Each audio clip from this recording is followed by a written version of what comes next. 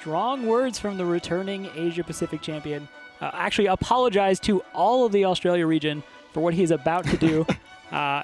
Raven, welcome to the desk. How you doing, buddy? I'm doing really good, and I'm excited for this. This is going to be my first APAC Championship to cast, so I'm really looking forward to what these players can do. And yeah, like you said, strong words from Handsomeguy, but also strong words from Jowen. He seems pretty confident as well.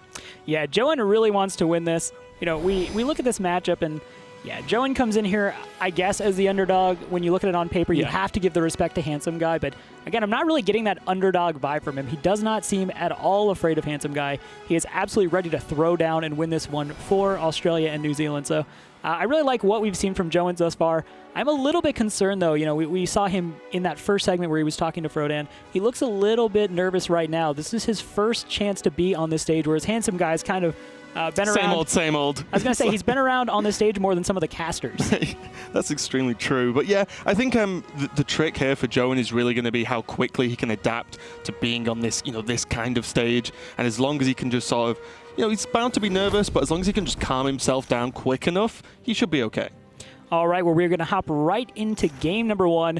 We are seeing Jowen playing that Miracle Rogue, which has absolutely risen in popularity lately. And Handsomeguy is going to bust out, I would say, it has the control spells, but it's a Yogg warrior. 17 because it has Yogg in it. 17 spells in Yogg. I'm going to go ahead and say, this is a Yogg warrior. And I think we owe it to the big guy, considering this is kind of his last gasp, before we look into, what is going to be a darker time for the old god. Potentially. We will find out after, no doubt, a lot of testing. But, yep, it is going to be the Rogue versus the Control Warrior. And this is kind of a crazy matchup. This used to be extremely difficult for the Rogue because the Warrior would just out-health, just completely outvalue the Rogue in every level. But with cards like the Quest Adventurers, like this is really a list that could cause some issues because the second there's no Brawl to deal with them after, say, a Conceal, that's a lot of damage you catch up on there as a rogue you didn't used to be able to do. Right, and Jowen's running the more traditional variant, which has the Cold Bloods, has Leroy Jenkins, is very much predicated on the burst. I do want to point out, he named his deck Violet Illusionists, so when we were looking through the list, I actually got very excited, and we actually saw that he had trolled all of us. Yeah. No Violet Illusionists here. Yeah, that made me like him just the more, though. I appreciate a good troll like that. But looking at the hands here from Jowen, he's got nothing too fast, but again, just got pretty much reasonable hand against a warrior, I would say. Got the Gadget Zan and starting to piece together some of the cheap spells to start through cycling through his deck and really getting those big power turns. But we can see Handsomeguy does have access to a Brawl, which is going to be the key card in this matchup.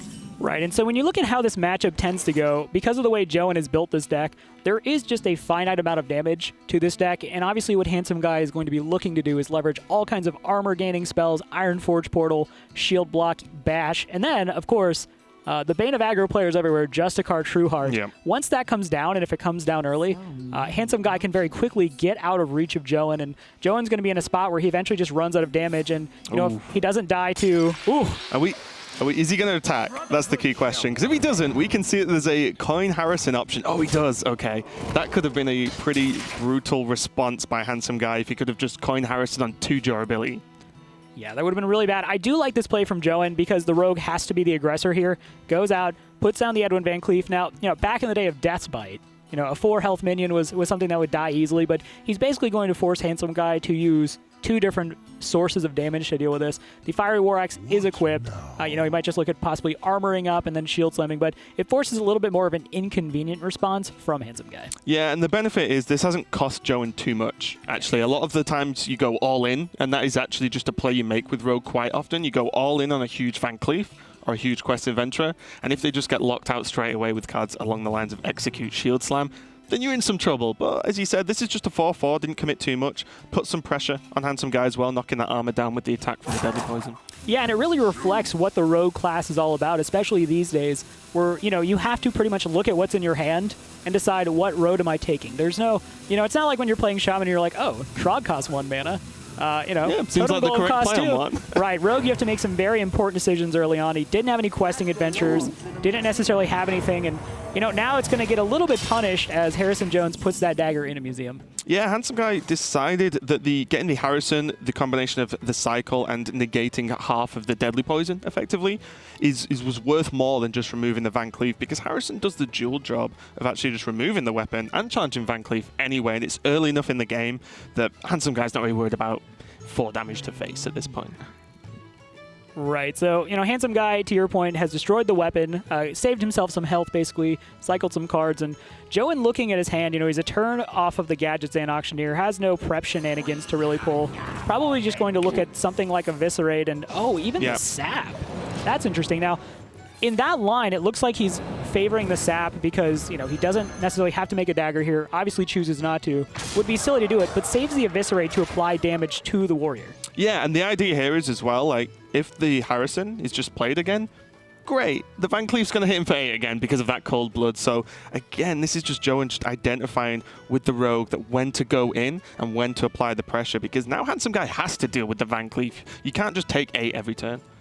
Right, and maybe made the read that Handsomeguy didn't necessarily have a way to remove it. Although, given the state of this deck, that would have been extremely uncommon. 17 spells again, so much removal. Yep. It was clear that he just, to your point, prioritized that Harrison over the removal. But something I do want to point out is by playing down the Blood Mage Thalnos on that turn, Jowen could have potentially put himself in a bad situation if Brawl was the only answer available, because then the Brawl can work and you can potentially lose the Van Cleef, which 8-4 is a pretty big investment at this point. Yeah, on the flip side of that, though, if the Brawl is won, then that's the whole turn from Handsomeguy, so Jowen would have been happy with that outcome. But look at this, as you were mentioning, a slam and a shield slam for 2 armor. This is not the removal you would have really wanted to use as Handsomeguy. That's like 2 potential removal options, or at least an execute proc card, right, as well as a pretty hard removal in shield slam. So, Jowen made him work for that Van Cleef and to get it off the board, but now it's kind of an awkward turn because the SI is doesn't ever feel great to just play, but I think we might see actually Jowen just go for it. Or is he going to be happy not? No, and very interesting. He chooses to make the dagger. Obviously he swings with it, so it just represents 1 charge, but Jowen is absolutely aware that Harrison Jones is back in the hand. Yep. I think he's kind of at the point where if Harrison is played, it means that Handsomeguy is not armoring up. It's not necessarily, he's not gaining more health, which is really the big problem for Rogue. Like, he'll give up that hero power 1 charge dagger. Yeah. Yep, I like it. And now Handsomeguy got a couple of options here. He could just go in for the Harrison again and continue to cycle, but we've seen 1 sap used already. If the Sylvanas is played on this turn, then it sets up a preemptive response to a Gadgets and Conceal turn the following turn after, because then if there is a Brawl in Handsomeguy's hand, you just Brawl. Worst case, well, both kind of good cases, you either get a Gadget Zan or you keep your Sylvanas and the Gadget Zan is gone. Right, those are obviously great outcomes for Handsomeguy should either occur, and Jowen is just kind of making the best of a bad situation. And I mentioned it earlier, with Rogue, you're just constantly having to figure out what are your outs, what actually gets you to the point where you can win this, and the dagger was a very clever read, I think, and curious to see what he does on this next turn, but Sylvanas will come down. Yeah, I like it. So keep note, that's 2 armor now that Handsomeguy did not get. Yeah, and also the good thing here from Handsomeguy is that it's just... This is so awkward to deal with from Jowen. It either requires hard removal or a second sap. Even if it gets sapped, Handsomeguy is still in a relatively good position in terms of his hand size. His health is not too punished at the moment. And then there's no saps left. So then Handsomeguy is just like, yeah, okay, I'm going to play whatever I want. And there is the Gadgets and Conceal. Jowen is going to say, I need to start cycling. I need to put something on the board. If I just sap again, I'm not really generating enough pressure. Handsomeguy can now just attack, get 5 damage, and just go straight for the Brawl if he chooses to. Ooh, hard to imagine him not doing it, though, because, the ability to draw that many cards for Jowen, when you're not armoring up regularly, 23 health is really not a lot compared to the burst that Rogue can do, so gotta think the Sylvanas actually did telegraph the Brawl pretty well, but I agree, Jowen just kind of like, I gotta get going, I have to start doing something. Yep. He's even going to go for the slam just to see what he's going to draw. That's an interesting one because it makes it more vulnerable to Eviscerate if the Brawl is played. So I'd imagine there might be a case of Handsomeguy not even going for the Brawl this time. He might actually go for some kind of... Can he even shield slam? He could Blood to Ica, armor up, shield slam to kill the Sylvanas? I don't know. I mean, there's one of the problems with using the Brawl is that Rogue can then present a board that's along the lines of Tomb Pillager and Azure Drake, and then that's kind of awkward to deal with, and it looks like he's actually going for it. Very expensive way to steal the Gadgets, but again, the value of the Brawl later on could be what wins him the game. Yeah, I was going to say, this is the equivalent of basically, GPS tells you just go down the road, and you're like, I'm going to take some back roads. We'll get there eventually. Go the scenic route. Yeah, I know. Why not? He definitely did. He gets the Auctioneer, and with so many spells, he will be getting value, assuming that Auctioneer does not die, but Yeah, the Brawl, very much a valuable thing later on, because it's interesting. Rogue doesn't necessarily put out a ton of minion pressure, but it has some minions that hit pretty hard. And more importantly, maybe Handsomeguy is trying to telegraph that he doesn't actually have the Brawl, so that Jowen then in response just starts throwing stuff on the board. And Handsomeguy really didn't do himself any disservice in the way he did it. It just looked kind of ugly in that a lot of cards were used to do it.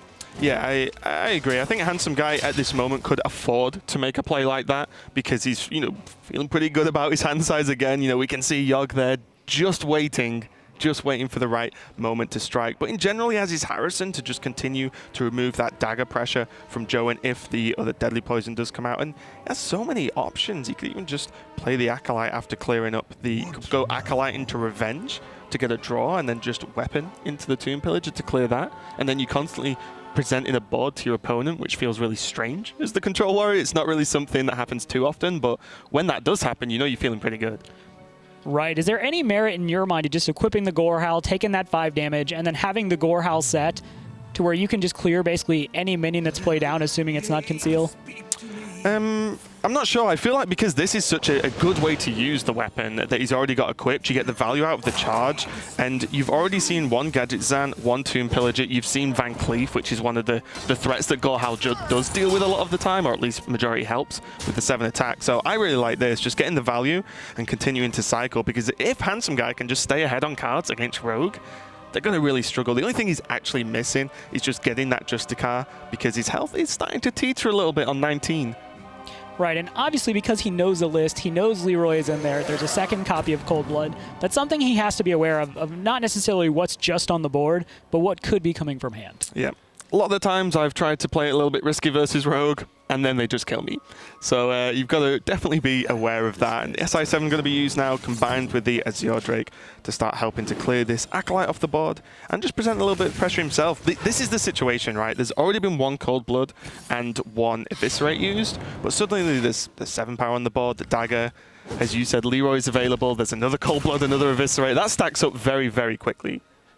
Yeah, Rogue capable of pumping out a lot of damage, especially in this build. We'll see, potentially Handsomeguys down the road, which is a little bit different, a little bit less predicated on just raw burst damage. But what Jowen is running, that's definitely the name of the game, is, slamming a Leroy with a Cold Blood, finishing off with an Eviscerate, using the Conceal, as you pointed out, to settle up. But, Handsomeguy, again, has that option to just play down the Harrison and get rid of the dagger. And at this point, it's just, you're not getting rid of much, but you will be able to draw a card. But a lot of his options, I think, are just overall better.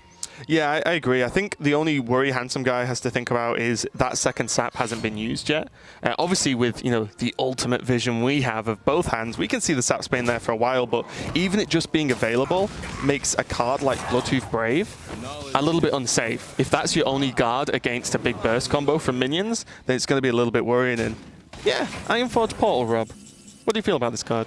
I was actually talking to Dan about this it was the America's Summer Championship, because, Shield Maiden was just so good. Yep. Shield Maiden was such a good card, and I looked at Ironforge Portal, and the results are so all over the place in terms of what you get. It goes, from something like Defender of Argus, Keeper of the Grove, all the way up to a 4-mana 7/7, so, it runs a wide gamut in terms of what you can get, but especially in this deck, I think it just pushes it over the edge in terms of survivability. Yeah. Like I said, you have Bash, you have Shield Block, Ironforge Portal, and then Justicar Trueheart. Once you reach a certain point, you're basically fine, and you're just going to win on attrition. So I like Ironforge Portal, and we see he actually gets, a relatively interesting minion that's not going to really help him all that much, aside from maybe the Revenge, the Shield Slam. I guess it also helps with the Bash, so it's not bad, because he will be armoring up a lot, so if it survives, it could represent a lot of value. It's something Jowen definitely has to think about, but yeah, with Ironforge Portal as well, it's one more additional effect that generates you the armor for a quick Shield Slam, just to maybe push you over the edge and not relying just on the hero power and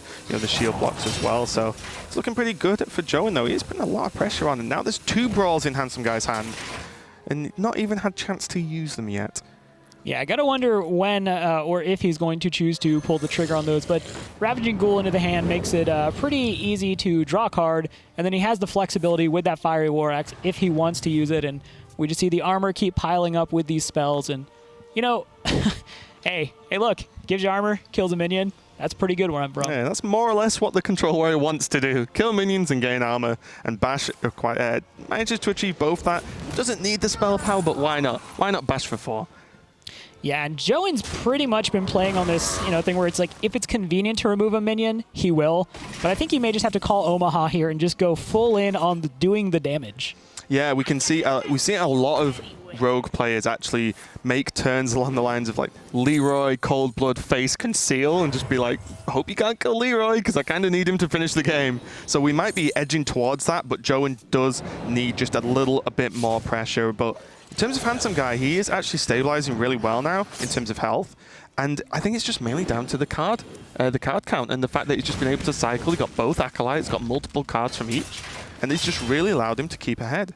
Well, this is what's so incredible about Warrior right now, is the way it can be played. It has so much inherent card draw, utilizes Acolyte, I would say better than any other class in the game, has so many tools to just get to all these options. And, when you're playing against a Warrior, we're going to see the Brawl come out, but when you're playing against a Warrior, you're like, all right, 6 or 7 cards in, maybe he doesn't have the Brawl, but for as many cards as you've seen, that there's probably 2 copies of Brawl, and Bloodhoof Brave is a minion that has largely been cycled out of a lot of Warrior decks, but we do see the copy of it in Handsomeguy's deck. Yeah, it's becoming slightly more common now again to just drop the 1, just because the minion itself is great, but there's just not normally a lot of space for 2. So the 1 isn't too much of a surprise, but there is the Quest Adventurer. So now this is where it gets really serious, because the second tap has been used, so there's the Bloodhoof Brave back into the hand of Handsomeguy. Now Handsomeguy pretty much has to deal with that quest in. And we've not seen any executes yet, I believe. Not one. No, they're hiding from the nerfs. They're deep down in the deck like, don't see me. Yeah, if you don't see me for long enough, maybe you'll forget to activate the nerf, and I'll stick around at 1 mana for a while. Yeah, it's like when you owe someone money and you just never see them, and then you're like, they'll probably just forget. What are you doing tonight? Busy. Busy. Busy. Busy. Don't answer Skype. Busy. Yeah, but, we're getting to the point where Jowen is really starting to run out of ways to push damage. That Questing Adventure being a 3/3, there is no universe where that is an ideal play for the rogue player. You're never like, what would really help me? A 3/3 Questing Adventure. Handsomeguy playing Yogg, though. This is pretty risky, actually. It looks like he can attack, so he's had some... Oh, well, never mind. It's not that risky if you know you want to clear board, because the worry is that the questing survives, and then all sorts of shenanigans can happen. But Yogg, oh, wow. That's what you really want to see, secrets. So there's Counterspell and Dart Trap activated now, and this is just going all kinds of wrong for Jowen here. That was the attack. The old Savage Roar. I just want to point out that Yogg, even with the changes coming, would have still cleared the board before dying there. But this Yogg's like, I'm on my way out from a lot of decks. Let me just go ahead and, make sure everyone has fond memories and put him like the Undertaker category. Yeah, fond memories. Interesting choice of words there, Rob. Oh, goody. Oh, and the counterspell. Jowen just kind of laughs and nods, and he's just like, well, he's still got that conceal. He can still conceal the Leroy and hope this... If I hit for 6 often enough, we'll get there in the end. I mean, he's clearing the whelps. He's like, Brawl's not going to get you out Dart of this. Trap, go. It's going to snipe Leroy. Oh, or just 5 to face, sure, at this point. It's a Hunter Trap, Raven. You know better. You know where that damage is going. Just never hero power. But yeah, interesting to note as well, in Handsomeguy's list, there's not actually Grom. So there's no fear of the 10 damage burst out of hand, straight off the bat there. But Handsomeguy's so far ahead now. I mean, pretty sure Jowen just hasn't really got any threats even left in the deck. And just to rub it in, here's my Questing Adventurer. Why not? Yeah, and there we go. Jowen's like, I get it. You won. You don't need to do this to me. All right, so Handsomeguy is going to take game 1. As a reminder, if you haven't necessarily seen the way championship format works, it is best of 7. Single elimination, so, losing the first game, we've talked about it, and maybe beating this horse, I guess, to a point, but it's not the biggest thing. For a lot of players, the goal is to just win a championship, get to BlizzCon, have the opportunity to prove that you're the best in the world, but, for Handsomeguy, the name of the game is actually history at this point. Yeah, I mean, when you've got the opportunity to be the first player to make back-to-back championship winning, it's kind of huge, actually. He probably doesn't care that much about, as much about the prize pool or anything like that. It's just the prestige of being the first in the world to do that. And that is kind of huge for Handsomeguy. And we see how confident he is in that video there as well. Minor correction. We spoke, and he is very interested in that prize pool. Oh, okay. He's already got plans. It's already spent. It's fun to be good at video games. It's also fun to have money. Life tips from Rob. Yeah, it's full of sage wisdom. Speaking of sage wisdom, it's time for the Druid Mirror. Both guys running Yogg. Raven, walk us through this matchup. Yeah, this is a real tough one. I think in general the easy thing to go with is that whoever ramps quickly generally wins. But also I think it's important is just card advantage more than anything. If you can use your nourishes to just draw faster than your opponent, then you're going to have very similar win conditions as the decks are close-ish to identical. Just a couple of changes in terms of one of the players is running Gadget Zam, for example. Handsomeguy is running 2 Feral Rages and Jowen's only running 1. So there's odd little changes there, but in general you want to play the same. And yeah, it's just going to be down to the ramp combined with the card draw. And we can see Handsomeguy has plenty of ramp available with the Wild Growth and the Innovate. And Jowen just with the Innovate, but being able to innovate into Nourish next turn. So he can really get ahead on mana if he wants. Right, this has been one of the decks that has emerged as not even, it's obviously a very powerful deck, but to Dan's point that he's made over and over, this has been a very skill-testing deck in terms of the decision you make because there's so many spells. There's cards like Raven Idol where you have choices. Honest opinion now, Raven, with the change coming to Yogg-Saron, which is kind of the last line of defense card in this deck, do you think this deck will still be this strong? Do you think players are going to run it? Do you maybe think we'll end up defaulting back to something like Beast Druid? Yeah, I think the deck is still going to be around. I think it might actually lean back towards tokens variant with Violet Teachers as the more standard list again. As you know, Yogg may or may not be, well, isn't as reliable as it is at the moment after the nerf. So yeah, I think Yogg might even still be played because you do play enough spells and you can control it to a certain extent. And it might be, as you said, like the last-ditch attempt. But I think this deck is not going anywhere soon in its sort of more or less average form. Yep, good answer there. Really just want to live in a world where Menagerie Warden was the answer you were going to give me, but your answer works too. Sorry for disappointing you, Rob. I'll try harder next time. Won't be the first time, Raven. Okay, but this is also not the first time that we've seen the Wisps come out. And this is actually a bit of a problem as for Handsomeguy even, because there's actually just Starfall available for Jowen to just clear all of these out. Very efficient manner. Or he could just pick Swipe and float a mana, but it's going to be an interesting choice, actually. If he goes for Swipe, it means he can have Starfall to deal 5 to a single minion. So it's actually a lot more flexible, so I wouldn't even mind that too much. Yeah, and picking Wisps of the Old Gods and going with the line of play he did, Handsomeguy, lives in a very real world where that's going to get cleared, but it's kind of like blitzing. You're just like, do you have this? Do you actually have this? Yeah. Like pushing it really quickly, seeing if, I brought up the point, is Brawl in hand early in the game? Is Swipe there? And goes ahead there, does deal with it pretty handily. Yep, and Jowen did go for the Nourish, so this is sort of like the key moment here where Jowen got the early Nourish for ramp out, and now he's even on cards, but he could get ahead if he just Nourishes again for card draw, which I imagine we'll see now. Yeah, there we go. So he's going to Nourish for card draw to be now just ahead of his opponent, and in the mirror match, if you just simply have more cards than your opponent throughout the whole game, then you're going to be in a pretty good position, especially when he's got more mana as well. Yeah, so Jowen chose to use the last of his mana there to play the Wild Growth to get him to 9 mana. What do you think of that? Do you think there was a world where maybe you save that to cycle cards later? I think because he's got the second Wild Growth available, then he can just use that as cycle and get to the cycle sooner. And also, it's still banking spells in case he needs Yogg as well. Like, let's be honest, if you need to just put as many spells in beforehand and something goes crazily wrong for Jowen and Handsomeguy gets really far ahead, he might just want to drop an early Yogg and hope for the best. Yeah, that is true. Now, talking a little bit more about the other conditions for this deck, Malygos, Arcane Giants, they actually are what I would consider to be the core of the deck and what we're going to see going forward, because those cards represent so much of what makes this deck so powerful, is the ability to deal lots of burst damage all at once with Living Roots, Moonfires, Malygos, and the Arcane Giants obviously represent a ton of pressure.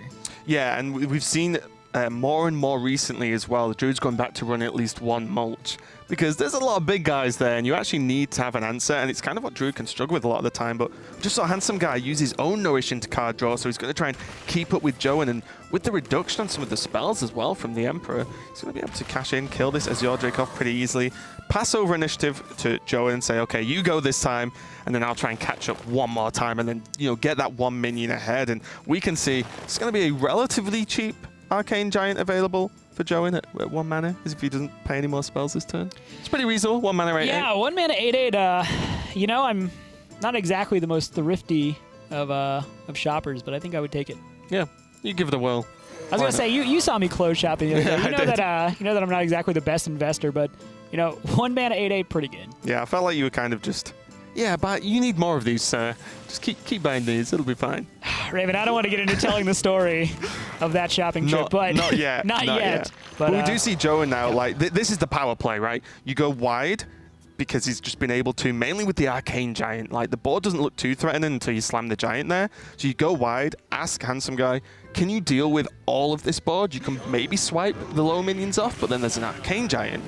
And then the answer here from Handsomeguy is that, well, plays Fandral, gets a minion on the board. He can mulch off the Arcane Giant. That gives him a Harvest Golem, so not the quite one-for-one trade. But now he is getting the value now. So there's the Feral Rage to deal with the Drake. And now the Living Roots as well to get the dual benefit of killing the 2/2 and spawning tokens. So Handsomeguy with a very good answer to that board.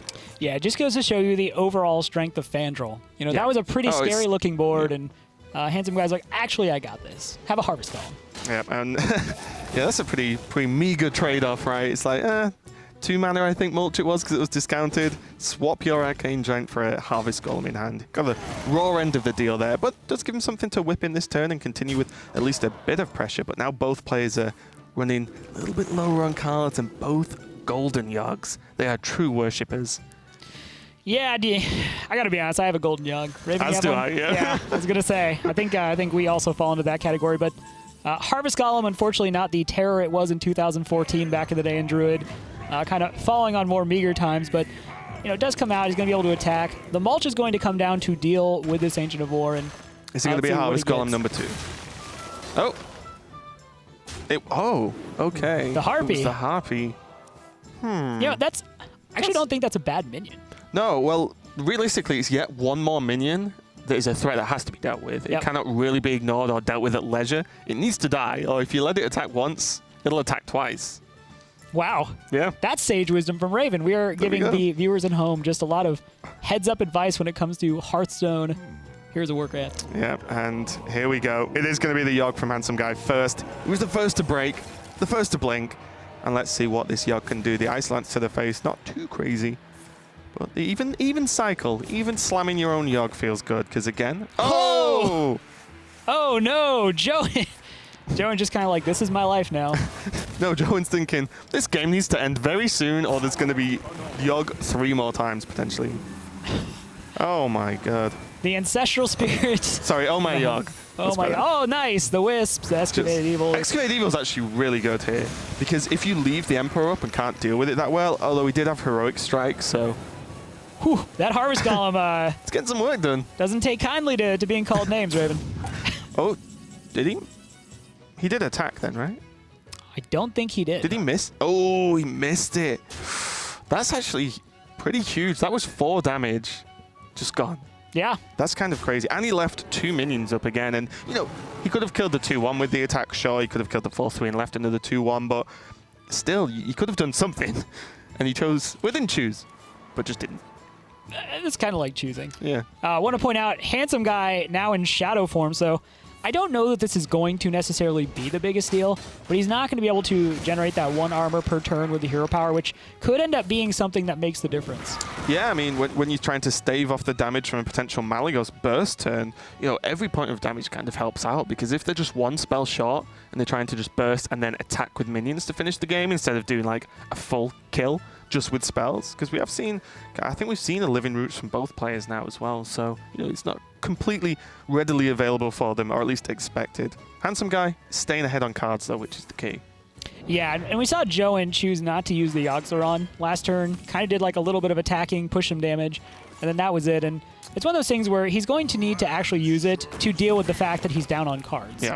I'm kind of surprised he didn't do it this time, although playing around in Mirenti, I guess, to a certain extent, just giving Handsomeguy a 3-3, but as you quite rightly said, he's got no cards left. Yogg's kind of the only option to be able to either keep him ahead, because at the moment he's kind of ahead on health, but more importantly, to just keep up with the hand size of Handsomeguy. Yeah, we see Jowen talking to himself a lot, counting math. He's trying to figure out exactly what he needs to win this game, and figuring out if he can afford basically to spare the 4 damage from the Feral Rage. You know, this is one of those small piecemeal things you can do. You're behind on cards to your point, but you can at least make sure you have the board, even if it's not in a suffocating capacity. You're at least the one with tempo. You're the one with the advantage. And, oh, hey. And Handsomeguy is the one with a backup Yogg or 3. Yogg-Saron. He's going to do it again. I mean, why wouldn't you? Why wouldn't you? Handsomeguy confident with his Yogs. With that many cards in hand and that many options, don't know if I would have made this play myself. Does he get the... Oh, I thought he was going to get the Yogg for Mind Vision. Oh, Blizzard actually really good. Clears up Blizzard one of the is minions. really good, Raven. Yeah, Blizzard's just a good card. Oh, Freezing Trap as well. Traps are so important. And this Yogg is looking progressively more scary. Oh! What's going on, Rob? I don't know, man. Yogg's an interesting card. This Healing Wave's actually pretty important. If it hits Handsomeguy, he's going to be way more comfortable with the Foul Rage with the full 8 armor as well. Let's see where it goes. That's Embrace the Shadow, though, so it actually does damage. He kills off the Doom. That's actually pretty good. He doesn't want to Doomsayer his own Yogg. Well, yeah, but it would have been better if it hit the face. Well, yeah. Okay. All right. I'll give you that one. I was gonna say, that's something we can both agree on. Probably the only person here that would cast and agree with you on that point. Raven, who do you think makes the rotations? It's all coming together. All right, so we do see Moonglade Portal come out now, and again, just another portal mechanic, so it's going to summon a random 6-drop. The 5/5, nothing too flashy. You could get Sylvanas, Ken, for example, but 5/5 pretty solid, nothing terrible. Yeah, you paid 6 mana, healed 6 health, got a 5/5. It's a pretty good deal, no matter how you look at it. Yep.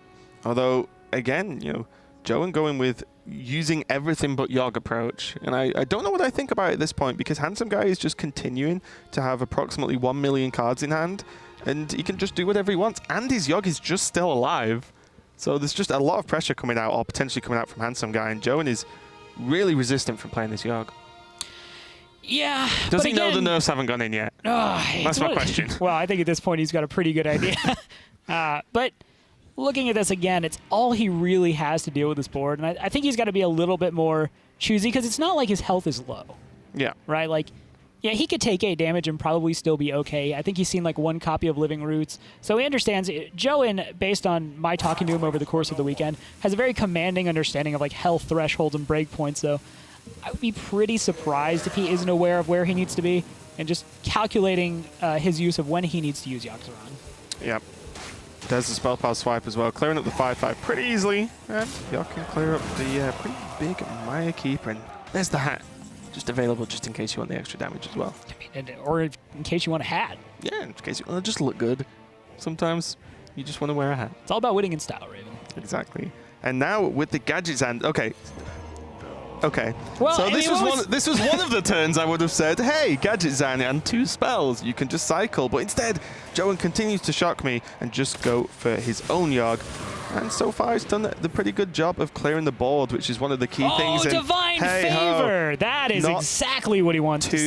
Too shabby at all. Handsomeguy punished for the repeat Yoggs and not actually playing cards from hand. Well, it's hard to say someone is punished when it comes to Yogg. It's kind of one of those things where it's like, do you think Yoggs necessarily work on a morality paradigm, Raven? Like, you... Ooh. Oh my god, I don't know, but if it does, then I want to be on Jowen's side of this Yogg. This is actually incredible. Jowen's done some charity work. He's walked some little old ladies across the streets. He clearly worked for that Yogg. Yeah, and even one of the secrets there, I didn't quite catch the first one, but the second one was Cat Trick. And that's such a great secret. I think it's so powerful. If there's any AoE spell used, the Cat in the Hat summons afterwards, and it's stealthed, so it's really difficult to deal with, especially with Druid that doesn't have any normal high damage AoEs to be able to duke out the cat and then clear. Right. So it's quite a lot of threats gone. And the second Yogg that's just chilled, survived, and been buffed. Yeah, I don't think I've ever seen a Yogg-Saron not do anything negative to the caster, but Jowen and Yogg, they're like this. Just you can't see at home, but I'm indicating that they're friends. They're pretty close friends. So now Handsomeguy is going to have to work out exactly what he needs to do to sort of come back into this game. He was kind of very ahead in as well. He does have a lot of options, which is a pretty good start, and I really like this. If he goes for the Moonfire, the whole idea of this is the fact that he can work out systematically what traps are available there for Jowen. Right, and he does have Cat Trick and Bear Trap. He's going to find the Cat Trick really quickly. We see him going for that second Moonfire potentially. Puts it back, though, and picks up the Nourish. Yeah, the problem is, because this is Cat Trick, there's no spell power at the moment available for Handsomeguy, so he can't do the spell power swipe, which is the best way to deal with it as a Druid. Right. So then you just remove it off the board very cleanly. There's the spell power. Doesn't quite have the mana for this swipe as well. It's have 1 Innovate and a Mystery card, which we'll see when it gets played. Oh, there we go, Living Roots. Yeah, I think Nourish is good there because you've still got 2 more Yogs in your deck. Yep. So you're just looking to get Yogs, and you're like, I want that to happen for me. Oh, and Jowen doesn't have many cards left in his deck, full stop, after that Divine Favor drawing. But he does have Lethal, which is pretty good. Yeah, Malygos, Moonfire, Living Roots, if he really wants. He shouldn't have even attacked with the minions. It would have been lethal regardless, and Jowen, what a game. There was a lot of Yogs been played, but that last one, just getting the Divine Favor was the key, because if Jowen couldn't keep up, the whole point for Handsomeguy was that he was ahead in cards and then kept the control of the game from that. And that Yogg just flipped it on its head, and then Jowen just ending the game by drawing pretty much his whole deck. And Malygos double Moonfire does a lot of damage, Rob. But he survives being badgered by TJ to tie up the series. I said earlier, I talked to Jowen a lot before this all began, and Jowen actually just finished getting his master's degree in finance. He's not looking to make necessarily a career out of this like a lot of the other guys are. He's 25. He's kind of trying to figure out exactly what he wants to do. Even open to the idea of moving, to somewhere like Malaysia, Singapore to get a job. So, when asked what it would mean for him to win, it's just about winning. He doesn't want to necessarily start streaming. He just wants to win. Yeah, he's just a man with a plan and a backup plan as well, which is always good, If he doesn't quite make it too well in Hearthstone, he's got his degree. Yeah, a master's degree at that. Yeah. So looking good overall, but we are into the next game.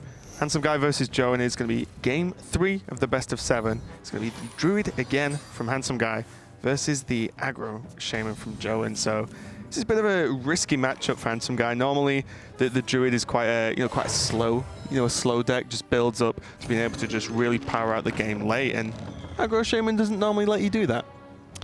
Yeah, there's this rising tide in the community that mid-range Shaman, is that what you call it? Yep, mid-range correct. Shaman is better than aggro Shaman, but we are seeing that Jowen just says, nope, I'm just going to play aggro Shaman and hit people really hard. And I'm kind of curious, Raven, do you echo his sentiment when it comes to this class? Do you think playing it aggressively is the better way, or do you favor the kind of slower approach, more oriented around Blood or Thunderhoof Valiant, Alakir? Yeah, I think I personally lean towards the mid-range variant as like just a style choice more than anything. But when I asked him about why he brought this list and asked him that exact question, he said that this list actually just does one job very well, whereas the mid-range list has some good matchups, some bad matchups. It can be a bit risky sometimes, because the whole idea is when you come into a tournament like this, you've got to think how your deck fits into your lineup and how it's going to fit and go against opponents' lineups. So we just thought, aggro Shaman does the same job every game. You don't really have to flex the play style too much, and he's just going to be a powerful deck overall and go really aggressive with it. And I think in terms of how it's going to line up versus Handsomeguys lists, it's looking like a pretty good choice, actually.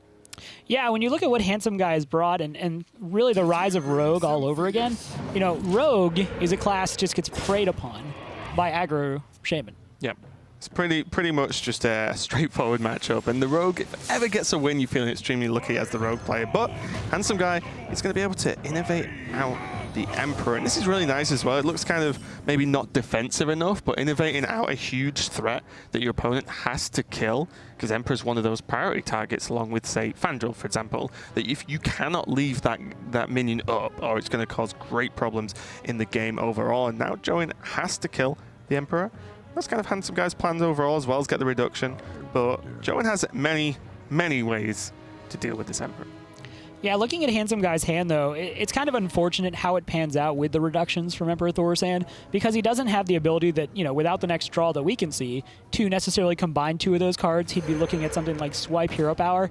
And, Flame Tongue Totem has to be something that's on his mind in terms of what would be a good way to deal with Emperor Thor's hand. And Swipe not going to be looking as good as it maybe would have a second ago. Yeah, and just to note, the position on the Flame Tongues there looks kind of incorrect, because it's just normally you want to put it in with 2 minions on both sides, but he wanted the Ardent Squire to straight up kill the Emperor and survive, obviously because of the Divine Shield, and not have to use any more resources, and it actually allowed him to get the Flame Tongue down. So nice play from Jowen overall. And normally when you go wide versus a Druid, that's when you put them in an awkward position, because they just don't really have the answers. As you said, Swipe is just progressively just getting more and more leaning towards a deal 4 damage to a minion card, and it's like, and then sort of tickle the other minions and then try and deal with them later, I guess. Not really sure tickle is the word I would use. Tickle for 1 damage. It's fine. That's not what it says on the card. Oh, I'm sorry. Sorry, Rob. As the guy from Blizzard, I would be remiss if I did not bring this up. But yeah, to your point, looking at this board, it's one of those things where it's basically remove a Flame Tongue Totem. You get rid of the back half of the Argent Squire there. But the Flame Tongue Totem's still down, still a 3-1 down, and Jowen's firmly in the driver's seat here. Yeah, and he knows he's got the sort of half refill potential of just playing Feral Spirits if he really wants to go wide on the board again and say, well, you know, you had to swipe Hero Power. What have you even got left, especially this early in the game? Like, do you have the other swipe or a swipe Wrath? Probably not at this point. So if he went wide with the Feral Spirits this turn and the Hero Power, for example, like, he could really put a lot of pressure on, but it looks like he's actually just choosing the Tuskar instead. So getting the potential for that extra totem, reducing the cost of Thing from Below, and even getting the Mana Tide. Yeah, we talked about changes coming pretty soon to Hearthstone, and Tuskar Totemic will soon not be able to do just what it did, which is summon Mana Tide Totem. If you haven't necessarily had a chance to read the blog on what's coming, Mana Tide Totem, Flame Tongue Totem, and Totem Golem will no longer be summonable, as Tuskar Totemic will now only summon basic totems. So, you know, seems like Yogg-Saron, Tuskar Totemic just having their last hurrah. But they've had their moments. Yeah, Jowen is just pretty much going to close out the game here. Not even pretty much, just is. Yeah, just the combined pressure of just being able to go that wide with the 2 Flame Tongues. And to be honest, Handsomeguy just did not have what he needed in his opening hand with Arcane Golem. Even Maya Keeper was too slow to even play. And when the match is going fast enough that Maya Keeper's too slow to play, you know things are going wrong. Right, so Mana Tide Totem didn't even actually matter there, you know, because there was no end turn to draw the card. And Jowen's going to go ahead and just go up in this series 2-1. Yeah, it's going to be feeling really good to go versus Handsomeguy. You know, probably one of the favorites in the tournament overall, but to just get that one step ahead. Handsomeguy looking to potentially have the opportunity to take a little bit of revenge later on this year at the World Championship, but he's going to have to get through Jowen first, and Jowen thus far putting down the moves. Yeah, he's pretty ahead so far, going with 2-1 in the series. And again, I think we're just starting to see the raw power of the Jowen's lineup versus Handsomeguy. Again, I was speaking to Handsomeguy yesterday, and I said, "What do you think about Jowen? What do you think about his lineup? How are you feeling?" And he said, "I think I'm a better player, and I've got the edge there. But his lineup is just better than mine." So in terms of how they go against each other, when we saw the aggro Shaman list, you know, he maybe took a bit of flack for bringing it over mid-range, but hey, got the job done in a very quick fashion. Yeah, it's crazy that Handsomeguy said that he felt that he was the better player, because Jowen actually said that he feels he is the better player, but also has the better lineup, so we'll have to see what wins out. I mentioned to Jowen that Handsomeguy said that, and he was like, "Oh, really?" Like, you know, like, I'll prove him wrong if he thinks he's better than me. All right, well, we're going to go into the Rogue Mirror, and you know, some interesting tech choices from Handsomeguy when it comes to this list. He is running 2 copies of Undercity Huckster, which, you know, you kind of see sometimes the N'Zoth variant come out, but more interestingly, I think, is Swashbuckler. Yeah, so the idea for this in Handsomeguy list is that he wants to be able to actually just curve out 1, 2, 3 and beat out the more tempo-based and aggressive decks and have something to fight back instead of relying on the sort of standard tools of backstab, say Coin SI, to be able to, you know, battle the more aggressive lists. And it just gives him just way more flexibility and be able to just more likely be able to handle the early game. But against Jowen's list, because it's just much more standard, I don't know how powerful it's going to be, because they're not particularly minions that put on tons of pressure themselves. They're more there for counters than anything else. Right, you have the dagger, so you have the ability to kind of trade up, you know, into minions that have 2 and 3 health respectively. So it's, you know, very advantageous against Shaman, against, Shaman. Gosh, it was prepared for this too. Shaman and Zoo, which traditionally are more minion-based, but yeah, in this, where Jowen's not really playing a whole lot of minions, I don't know that he's going to get too much value from it. That said, I actually booted up Handsomeguy's list a little bit earlier today, and I played it for about an hour, and it's actually really solid, you know, if you're looking for a rogue deck to play on ladder. Yep. That, you know, where you're running into more aggressive stuff generally. Let's see, we got the Barnes here from Jowen. Ooh, nice. That is a spicy draw from Barnes, and Rogue is really one of the 2 classes that has benefited most from the introduction of Barnes because of cards like Questing Adventure, Blood Mage Thalnos, Azure Drake. Yeah, even cards like Gadget Zen as well. You know, just even more cards that you can just get so much impact from. But Handsomeguy is going to respond with his own Quest Adventure, and I'm pretty sure his is going to be bigger.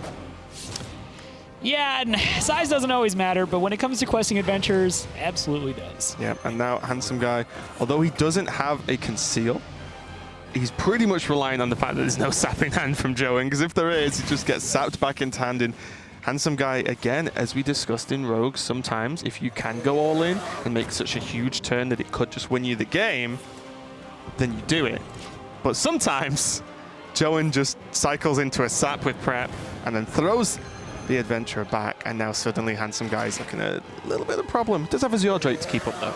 Well, we saw Handsomeguy kind of give a little bit of a shake of the head, but I want to stress, I completely agree with that line of play, having given his deck, you know, the time to kind of see how it functions. To your point, at some point you kind of have to commit and see what happens, and you know, better to do it sooner than later when there's less of a chance of sap being in the head. you just normally go for the just like what's the highest percentage play to win, and if that wasn't answered, I'm pretty sure Handsomeguy just wins, you know, because the quest adventure is only getting bigger, and if the sap isn't there, there's no good way to deal with it from Jowen. So he could have just gone, he did go all in.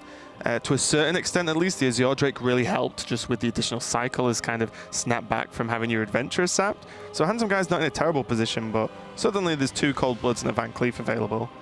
But nothing that quite fits too well for Jowen so far. Is he going to think about the double Cold Blood into Van Cleef? Kind of hard when you've got like 2 Gadget Zans in hand for next turn.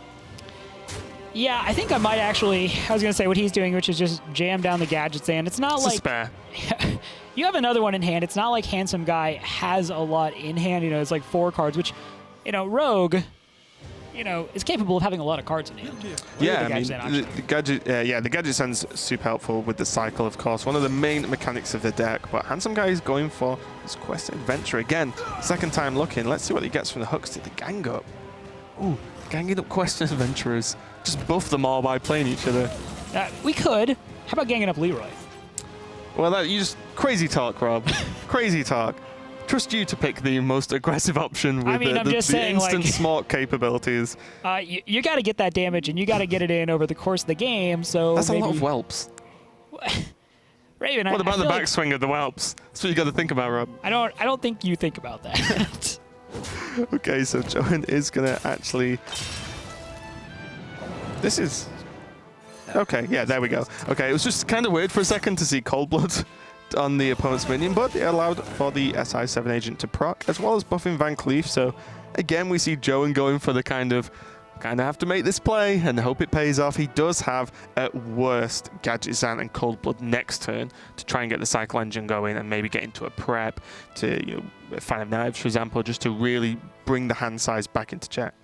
Right, and Cold Blood obviously is in the deck because you want to do the damage. You want the burst to just close out the game, but when you look at any kind of 1-mana spell, 2-mana spells, another nice function for them in Rogue is that they are cheap. They activate things like Questing Adventure, SI7 Agent, serve as fodder for Edwin Van Cleef, so, you know, I do like that use. To your point, you have to get rid of that Questing Adventure, but it's also another kind of feather in the hat of minions like Swashbuckler and Undercity Hucksters. Even if you don't necessarily get spells that you really need, you know, you are getting things that allow you to enable your other cards. Yeah, I mean, it's similar to card draw, where the card actually just replaces itself into your hand after it dies, or, you know, Swashbuckler does it instantly. So, you know, it just keeps up with the having a large hand, which is what you want to do when, especially when you're in a mirror match. We saw something similar in the Druid mirror match, where if you're just ahead on cards, you're normally really ahead in the game, and we see just I've frankly lost count of this is the number of Quest Adventures we've seen now because of the saps, but Handsomeguy is just going to very, very quickly respond with the Eviscerate there to clear off the Quest Adventure, the main threat on the board, and just let Van Cleef be a 6/6. Yeah, neither of these players has really even footing in terms of what they're looking to do, like gaining that edge. So they're both just kind of making the moves that they feel they have to make. Like we see the Questing Adventurer dying last turn. We're probably going to see the Gadget Zan Auctioneer die this turn. And again, this isn't necessarily what you want to be doing, but it's what you have to do until you can kind of secure a position for yourself where you're actually pushing your own agenda. Yeah. And I feel like even though the Fan of Knives normally feels great with an Azure Drake down, oh, he's going to go for it. I didn't know if he was going to wait to get the double draw from Gadget Zan next turn, which again is a pretty just mediocre turn in general. But it does mean that you can actually just dagger down the 3-1 if it survives for some reason. Yeah, I'm not sure I really like that play, to be completely honest. Maybe I'm just missing something, but, you know. You're missing a lot of things, Rob. Oh, Raven, man. It's like I'm casting with Sottle. Want to point out, though, that, you know, if you held on to it, kind of to your point, you get the double draw off the Gadget Zane Auctioneer. It didn't really actually accomplish anything because the odds of that SI7 agent surviving with the one health, not trading, yeah. Right. And, I mean, yeah, Jowen's at 17 health, so it's one of those things where the health is starting to get low. You have Gang Up Leroy. So obviously damage is something you're considering there, but I don't know. I don't necessarily like that play from Jowen, but I also understand that he's not necessarily in the ideal situation. Yeah, I mean, there was a lot of draws that could have been better, right? You know, like if he'd actually just drawn into another spell for Gadgets and next turn, sure, then great. But it's just unfortunate for Jowen now that he did draw into Thalnos, which means he has no choice but to push in. He actually chooses to kill the Azure Drake, which means that he is being very defensive. He is behind on health. He's behind on cards. He's doing anything he can to survive. The Thalnos will get him an additional card draw because he is all in on this Gadgets and getting a lot of work done next turn. Yeah, and even then, him getting into this game is going to require Conceal coming out with that Gadget Zane Auctioneer and allowing him to draw a bunch of cards. And I think he's basically just on the old-timey plan of build up a board, conceal it, and try to win from there. Yeah, I found the target for Gang Up. It's the Whelp. Yes. Yeah, I mean, look. Why not? You could have 3 more Whelps. Yeah, there's something Raven, that would happen. We say a lot of dumb stuff on this desk, but if you're watching at home and you're like, wow, maybe that's an idea. No. It's not an idea.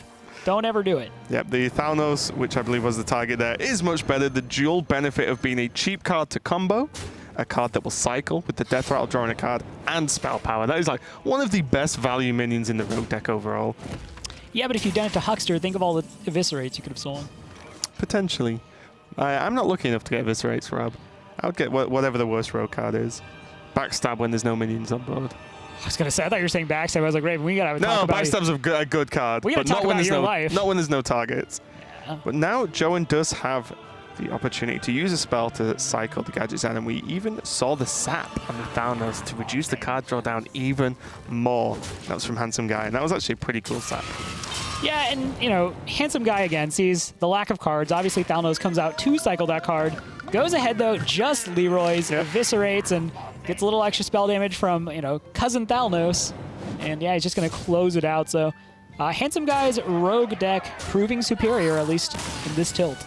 Yeah, I think he just really just got ahead and stayed ahead a lot of the time. You know, again, just yet another mirror match. Although the decks aren't identical, they're extremely similar. And a lot of messing around with the questions, trying to get them to stick. But I felt like Handsomeguy was just always one step ahead. And the real issue was that the draw with the Gadgets and then after the Fan of Knives, just drawing into another minion. So then you've got nothing to do on the Gadgets turn. Right, would be kind of curious to see how much chip damage, you know, minions like Undercity Huckster got in there because, you know, we saw the Cold Blood was basically used at one point to push a little bit of extra damage and then as an activator for SI7 agent. Yeah. So, again, when you're playing Rogue, it's so much different from playing most of the common decks you tend to see on ladder because you have to make so many different choices. Yep. You know, I'm glad he got that hammer. You know, when he couldn't lift it up in the video there, I was about to say maybe spend a little less time. Finance a little more time in the gym, but you know he got the hammer. Ooh. He got the hammer. He's fine. He can't even defend himself, Rob. Come on. Oh, fair enough. We are now at a best of 3 between these two players as the series is tied 2-2, and we are looking at the 2 tempo mages remaining, and then Handsomeguy has his Yogg Druid, and Jowen has this Rogue, which has been pretty ill-fated thus far. Yeah, I mean, you know, Rogue's a class that can get definitely kind of go wrong quite easily is the standard list he's playing, but in the Rogue mirror as well, it's a very difficult matchup to try and walk through. And yeah, you know, he just was on the rough side of it there as Handsomeguy evened up the series 2-2, and it's going to be Jowen on the Rogue again versus Handsomeguys Druid, so finally not a mirror match. Yeah, and traditionally, Rogue has always had a pretty good time against Druid because a lot of the Druid drops later on cost more mana. Sap is a big tempo swing. You can push that damage. And when they go wide, there isn't necessarily a big punish for them. So this could definitely be the matchup Jowen's looking for to get this win on the Rogue. What do you make of the matchup overall these days, though, with the inclusion of Arcane Giants, Malygos, and Yogg-Saron? Yeah, I think it's just become even more key that Rogue presents the board of, say, Tomb Pillager SI or Tomb Pillager Azure Drake, because then it's so awkward for the Druid to deal with, and then you just start playing Cold Bloods on top of those and really pressuring the Druid, because the Druid wants time. And although Rogue, a deck that can go very late and really wants to go late to be able to cycle a lot, Rogue can just be super aggressive as well, and it's one of the matchups where if you can go all in with, say, early Van Cleef, even though we know they play Mulch, you do it, because if that even gets to hit once or twice, then the game could just end from the Druid not being able to come back from that. Right, it's the one copy of Mulch. It's kind of the standard. When we look at what's being run in these decks, it's one copy. So it's not, when you're playing against Warrior, you're thinking they're like 2 Shield Slams, 2 Executes, 2 Brawls, 2 Bashes, but you basically have to dodge 1 Mulch, which is why, to your point, going in early on that Edwin Van Cleef can just win you the game a lot of the times. Yeah, it's why for example, from this point, I wouldn't have even minded the coin into Pillager, because if it's dealt with, it's a turn the Druid isn't ramping, and it would require swipe, Feral Rage, Wrath Hero Power, that's pretty much it.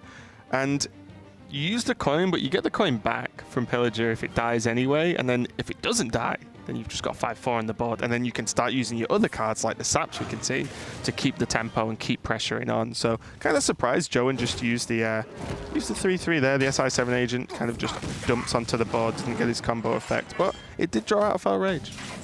Yeah, I don't necessarily dislike it, because I think the coin is so important for building up like a big questing adventure. Obviously, in times past when Keeper of the Grove was more common, it's kind of one of those things where silence would have been a bigger nuisance, but I think I'm okay with being a little bit slower, maintaining the coins, and being able to build up something bigger overall. But yeah, there's the swipe, and obviously the difference between a Tomb Pillager and SI7 agent when it comes to removal is pretty big. Yeah. Even if you have to use the hero power to finish off the Tomb Pillager off the back of a Wrath or something, still 5 damage the Druid is taking. So it is a bit different, but we look at Jowen having one of those very rogue hands right now. Yeah, but I think this is the turn you just go full Questing Adventurer. Go all in. You've just seen Swipe. You've just seen Feral Rage. What is the Druid realistically going to have now to deal with a Quest Adventure that he can stack pretty high if he wants to coin into the SI as well? Never mind. Throw it all back. Van Cleef, SI, get back in the hand. You're not coming out onto the board this turn. I'm going to make a 10-10 Van Cleef instead. Yeah, it's time for the essence of Magic to get out there, and even then, look at this. This is one of those things where Jowen's just jazzed. He's like, yeah, go ahead, kill that. You know what's going back in your hand? Malagos. Yeah. Well, no, he could actually just go SI and trade if he really wanted to. He could trade, but he's actually just going to go for the 10 damage to face, which... Come on, yeah, we're not trading. Know. Look, I like to discuss options, Rob. I like to discuss options. He could have killed it very easily and still had a decent amount of health on the Van Cleef. But when you're rocking 2 Saps, you're not too afraid from it now, especially because your opponent's going to be on 8 mana, so he can't replay that as an Innovate was used. At this point, if I'm Joe and I'm treating the rest of this match like a life coach stream, I'm just covering up the top half of that with cardboard. You're not looking at minions. There's no trading going on. You're just an 10 arrow damage to the a turn. face. Yeah, I mean, it's... And jokes aside, obviously, we enjoy the, hit him in the face joke, but that's 10 damage. You literally just make it a 3-turn game. Exactly, and this is what we were saying earlier on about, one of the options is if you're the rogue in this matchup and you can choose to go super fast and even all in, you do it because the Druid normally just doesn't have a response. And we saw Feral Rage, we saw the swipe, and then, Jowen presented that kind of board. I think Handsomeguy was lucky to kill the Questing Adventurer. Yeah, and actually the swipe onto the SI7 agent, I want to point out it changes the threshold on which you die next turn, because before Eviscerate Dagger and then Edwin Van Cleef and SI7 agent would have ended it. So that's why that swipe came out, even though obviously it doesn't address the giant Defias Rogue on the board. Yeah, and the problem as well, I was just going to say, because he used the Moonfire, and now Handsomeguy's only on 9 mana, there is no second Moonfire to use again this turn, so he would need 2 to be able to kill the Van Cleef. Well, you had to use it, though. You did have to use it. Oh, yeah. I'm not saying it was wrong. I'm just saying, there's just no way to kill this Van Cleef, and that's going to, again, just lead into the concede from Handsomeguy that Mulch was not available for him. Yeah, Jowen is now threatening game point, looking to close out the series against the returning champion. Obviously my pick, so I got to say I'm impressed with that one, making the read. Not necessarily just jamming down the SI7 agent when he drew the Edwin Van Cleef, obviously taking his time and making sure he identified that. And that turned out to just be the game-winning play, which was your point early on in that game, which sometimes just go for it, and if you don't have Mulch, you lose. Yeah, I mean, that's just the plays you make with Rogue a surprising amount of time. It isn't just, getting gadgets and cycling through your deck and winning through burst in the end. A lot of the time, you do just go all in on the Questing of Van Cleef. 1 win away for Jowen to pull off the upset here, and he is going to have to get it done with Tempo Mage. And we haven't seen either of the Tempo Mage lists thus far in this series, but if you are someone who kind of watches more of the Western scene, you'll recognize that Jowen is basically running a list which he credits to APX Void. APX Void, a very prolific Tempo Mage player. Handsomeguy has a very similar list as well, but I want to take a quick minute before we get into this next match to kind of identify some of what makes Jowen's version a little different. And the big card that stands out to me is Archmage and Tinnitus. Yeah, so we've seen it very recently, the Tempo Mage list get progressively slower and slower and slower, because they still have the options of having those big openings. As we can see in Handsomeguys opening hand, you've got Cult Sorcerer, Mana Worm, Sorcerer Apprentice, and Flamewaker, so you have the toolkit of the early list, but you make some cuts here and there to be able to go for double Kabbalist Tome, and then with all those extra spells, Tinnitus is just sort of a game winner in the late control games, which is why the deck has leaned towards just being a little bit slower with the abundance of Druid, of Control Warrior as well. Like, these decks can actually just kill them, and they don't run out of juice that well. Yeah, speaking of slower, Jowen's opening hand is pretty much as bad as you could. He has the Mana Word, obviously, but Tinnitus, Yogg-Saron. Meanwhile, Handsomeguy pretty much has what you want. Yeah, exactly. He has all of the early kit. The Firelands Paul is pretty much one of the differences there. So from Tinnitus to Firelands, a little bit more of a flexible card and does work on its own instead of Tinnitus requiring a little bit of a setup at least, or at least, future planning. But Firelands Paul, a bit more straightforward. But yeah, I mean, it's really good opening hand from Handsomeguy, and he could just run away with this game very quickly. Yeah, this is what makes Tempo Mage kind of live up to what it's capable of. Is not what he wants to see, not what Jowen wants to see there. But you can have the explosive start, and you can just win. Like right there with Flamewakers, you set up Flamewakers behind some mirror images, you get some spells going, you have Sorcerer's Apprentice, you're drawing cards, just has that explosive start. But then, to your point, later on, you can slow it down, you can leverage the Kabbalist Tomes, which I can't stress enough, please do not run Kabbalist Tomes on ladder. That's not the place for Kabbalist Tomes. How many Control Warriors are you facing on ladder, Rob? Not enough. I am very passionate. There'll never be enough. Very passionate on this subject. But Kabbalist Tome can give you the ability to go the extra mile later in the game, and to your point, beat those slower matchups. And yeah, like, it seems crazy for as much armor as Control Warrior can generate, but through cards like Kabbalist Tome, you can actually take them down. Yep, and that draw was huge from Jowen. That was one of many other cards in the deck. His turn would have been ping pass, and I really like the way Handsomeguy is approaching this matchup. He is not just dropping a minion on curve and just going for it. He's taking the matchup quite slowly, which means he can have much stronger power plays. And we see one of the new Karazhan cards, Babbling Book, come out to play there, and he does just put a random mage spell into your hand. He's a 1/1 for 1, and that random mage spell this time is a polymorph boar, so we'll actually allow him to turn the book into a boar and just straight up kill the Flamewakers. That's kind of a big deal. Yeah, Babbling Book was a minion that, a lot of the pro community wasn't necessarily super high on when it first came out. They're like, oh, why would I run this when I could just run Mana Worm? Yep. But, we have seen it make a, not necessarily a resurgence, but it has started to kind of ebb into these decks because, giving you another spell, having a 1/1 that allows you to battle for the board early when you have the 1 damage hero power has turned out to be pretty good. Yeah, and the importance of it being a mage spell, right? It's not like just some completely random spell, because then that's much more difficult to manage. But, the rough toolkit you're going to be drawing for, and Jowen just not even playing the Sorcerer. He knows he's going to need to combine that with an Arcane Blast to try and get back into the game at a future turn, because you just play Sorcerer, and he just gets picked up by a Frostbolt on the opponent's turn, and they continue to build the board. You've just thrown it away. There's actually just no point. So, see Handsomeguy's own Sorcerer come down now, because why not? He's got 2, drops to Thanos, if anything, for cycle, more than really the spell power at the moment. Yeah, and I think he's identified that Jowen is just completely on the defensive. Jowen does not have that explosive opening hand with the Flamewakers. He's already used the 2 Arcane Missiles, and now he's kind of drawing the cards now that he'd wish he'd drawn early. Yep. And I wouldn't be surprised if Handsomeguy has even made the read that the cards on the far left are cards like Archmage, Tinnitus, or even Emperor Thor saying something like Yogg-Saron. What else could they be at this point? Because they just would. There's been turns where Jones pretty much like hero-powered pass when he had 4 mana or 3 mana, I think. So there's like very limited cards that they could be. So I imagine Handsomeguy is on top of this and knows exactly, or at least has a pretty good guess at what those 2 on the left will be. But Handsomeguy just straight up has a lot of burn as well. He's piecing together just the raw damage to finish this game. working the Firelands portal very nicely next turn. Full on 7 mana. Doesn't care that it's probably going to overkill minions if he chooses to go with the root, depending on what he draws this turn. Ooh, I was going to say, the Arcane Explosion is a very interesting piece with the spell damage. You can just go ahead and start pressing damage through, not necessarily Firelands Portal, and that's what he ultimately chooses to do here. And Jowen's still just sitting there looking at his hand like, well, I look forward to joining this game in a few turns. He might just have to play Antonidas and say, at least if you got burn, you're going to have to use it clearing this guy. Forgotten Torch is one of the slight changes Jowen's made to the list. So the standard list plays Arcane Explosion, for example, but Jowen doesn't. So he plays 1 Torch because he doesn't really value the AoE potential enough. He actually just wants more burn and more cycle through the deck. And wow! Oh my goodness! Leroy Jenkins off the Firelands Portal. Okay. Throw in the Arcane Missiles. It's time to win the game. Is that your favorite Firelands Portal in existence, Rob? Are you okay? My heart rate just spiked. Yeah. Jowen's like, well, okay. Yep.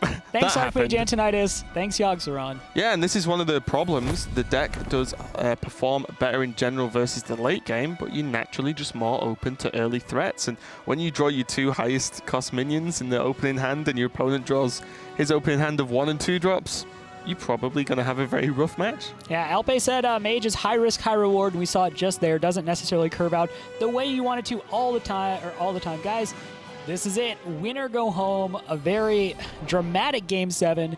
And we are looking at Tempo Mage versus Yogg Druid. Now, over the years, Tempo Mage has kind of had the edge over Druid because Druid does function a little bit more slowly. Needs those key turns to ramp up. And, as I said, Tempo Mage can have that explosive start. But Jowen's like, I don't know, can it?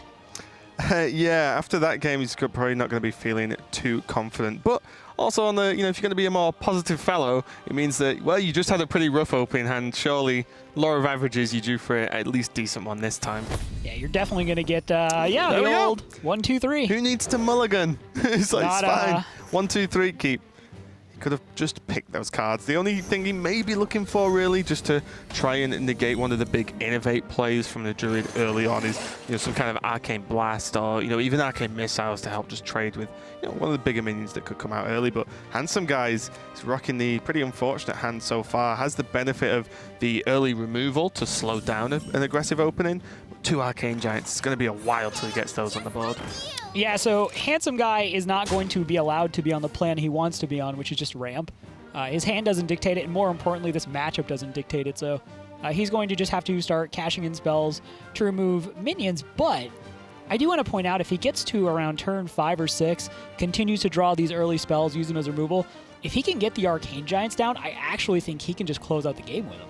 Yeah, there's no great response from Jowen to really deal with the Arcane Giants unless there's, from Kabat's Tome, for example, gets like Frost Nova or something, just to be able to just slow them down and stop the raw damage. But I do like this play, the cycle into the Moonfire. This game, you're probably not going to Malygos Moonfire Living Roots to end the game, right? That's just probably not your overall game plan. Your game plan with seeing Jowen start this quickly is to survive. And to do that, you want to cycle into better cards. And then also just, you can just use the Moonfire. It's just not a problem. Yeah, we see Jowen actually considering whether or not he wants to use the Frostbolt as well.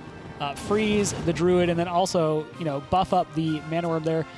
Ultimately decides not to and doesn't play the Flame Waker that turn either, but what I was just saying, the cheap Arcane Giants, look at the hand that Handsomeguy has, and Jowen's actually not pushing a lot of pressure thus far. Yeah, I do like the hold on the Frostbolt, though, because the thought pattern to that is, well, it stops the hero power, but if the Druid's hero powering on turn 3, I'm pretty okay with that. If that's all he's going to accomplish with his 3 mana, like just a hero power, even with a Raven Idol, you're like, sure, he kills the 1/1, the Worm's still alive, and I can build out next turn, and he actually got Arcane Intellect from the Babbling Book, which is one of the better cards you can get. Yeah, he does need to start piecing together the damage pretty soon, though. We've talked about Warrior and its ability to generate effective HP, but Druid also has it in the form of Moonglade Portal, 2 Feral Rages, so those cannot be slept on, and they have a little bit of burst healing that Jowen is going to have to figure into his plans when he looks at how he wants to finish this game. Yeah, and even the fear of, we can see the Raven Idol being played now. Not the best options for Handsomeguy, but the Raven Idol into more Feral Rages or more even Healing Touch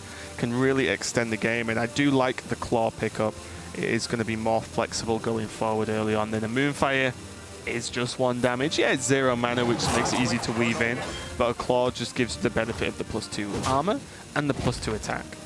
Yeah, I would argue there were some way worse outcomes on that card, so has to be feeling pretty good.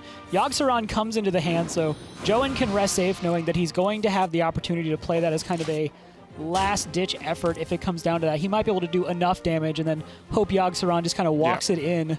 But looking at Jowen's hand, he's pieced together a lot of burn, but Handsomeguy's not really at the range to where Jowen can feel comfortable just applying it. Yeah, I think the good outcome here for Jowen is that he has the Flamewaker, which combined, he's edging towards turns where he can combine it with Frostball or even with Fireball to have a strong swing turn if one of the bigger minions comes out from the Druid here, because we're edging towards 5 mana for the Druid next turn. He does still have the coin, so when these Arcane Giants do start hitting the board, Jowen, unless he's somehow very ahead on damage, he does have a lot of burn, but you could actually want to just finish it later and using his burn to actually just remove the big guys and say, well, Druid doesn't really run too many actual threats, and once I've dealt with a couple of them, the rest are probably in the bottom of the deck. Yeah, definitely something that I could see Jowen considering here. Ooh, another Moonglade Portal. I always snap pick Raven Idol. I feel like you're biased. I am, completely. I will never pretend to be. Things being named after you doesn't make them perform better statistically. Thanks for confirmation that it was named after me, Rob. I made Blizzard in play. Done. Taken. We were saving that for your birthday, but I guess, it'll work now. But goes ahead, takes the Raven Idol, follows your line of thought. Moonglade Portal, though, you already have one. Get the second one. Yeah, I mean, it doesn't do anything to deal with the board. You are getting a minion, which allows you to put some pressure down, but having that much healing in your hand has to feel really good. Yeah, I think the idea of not taking the portal is he already has one, and then he's going to be working in these giants with the living roots as well, so he won't have time to just heal play a minion to a certain extent. He just wants to play the big guys and then really try and push it out. And interesting, we saw the coin there and then just pause, because he could actually just use 2 living roots to clear off the Flamewaker and then just play a giant anyway. He can use the Raven Idol as well. Every time you use a 1-mana spell, the giants get reduced by 1. So I actually don't mind it, because again, when you leave a Flamewaker on the board, you're opening yourself up to ridiculous amounts of damage in the following turns. I agree, but if you jam down Emperor Thaurissan there, that's one of those things where if Jowen can't kill you, and realistically on 6 mana, it's hard to envision a world even with Flamewaker down where he does, you are basically saying that Thaurissan is going to get dealt with. So I think I like this better. You're going to have 2 free Living Roots in hand, a free Raven Idol. Yeah. The Arcane Giants are getting cheaper, so I think I like this now. Arcane Blast could complicate it. This actually opens up. He can play his whole hand next turn. Because he has 4 spells he can play, and then 2 Arcane Giants. So ignore what I said about playing them this turn. Why play them this turn if you can play, a 6-card turn next turn, which involves some healing as well? Yeah, and Jowen's going to put forth some pressure here. Okay, so let's see. This is actually going to put him down to 14. And he has 16, and he has 2 fireballs in hand. Ooh, innovate as well. Can potentially even play what he gets out of the Raven Idol. This is one of the biggest turns I've seen a Druid make in terms of just raw card usage and power play. He can even innovate out Mark of the Wild on one. Yeah, and he just picks the Mark of the Wild, gets the most value, clears up the Flamewaker, heals, which will generate a 6-drop, plays 2 8-drops, and +2/+2 taunts one of them. Hashtag just Druid things. Hashtag crazy Druid things. What's the 6-drop? Okay, so I imagine we're going to see the Mark of the Wild on the 5/4 to really spread the power and make all of those minions as... Oh, he's not going to bother. Sure. He could have done it onto the 5/4 to make all of the minions as awkward as possible to deal with, but now Jowen's like, right, I hope I don't die next turn somehow. If I don't, I'm in a good position. If I do, well, I lost. Yeah, this is really coming out of the wire, and we talked about earlier on the Arcane Giants. There was enough cheap spells to where we were looking at them getting, low cost, let alone free, which is what they ultimately got, too, with the help of those Raven Idols, those free spells. So yeah, the stars did align there for Handsomeguy. Playing that Emperor, a bit of a rough turn because there could have been a hard answer there from Jowen, but he did cash in on it, and this is just, frankly, a hell of a lot of damage. We're going to see the hero power come out, just Handsomeguy giving himself a little more HP. Doesn't have enough cards to really justify holding the Innervate, and really, if he survives, he's obviously got this. Yeah. Although imagine if the board's cleared and Yogg comes out next turn for Handsomeguy and he doesn't have the Innervate. Is there a way... No, he can clear the board, right? Yeah, he can clear the board. Yeah, with the 2 fireballs and the spell-powered missiles, it would be ridiculous for this not to happen. Okay, so... And the mirror image is actually pretty huge. Yeah, this is a massive actually. So he can actually kill off this giant. Yep, kills it with the spell power because it was on 7. I was just double checking there. I thought it said 8. He did take a ping from the Arcane Missiles, and he's going to reduce the board down as much as possible. And then Jowen, you can see head in hands.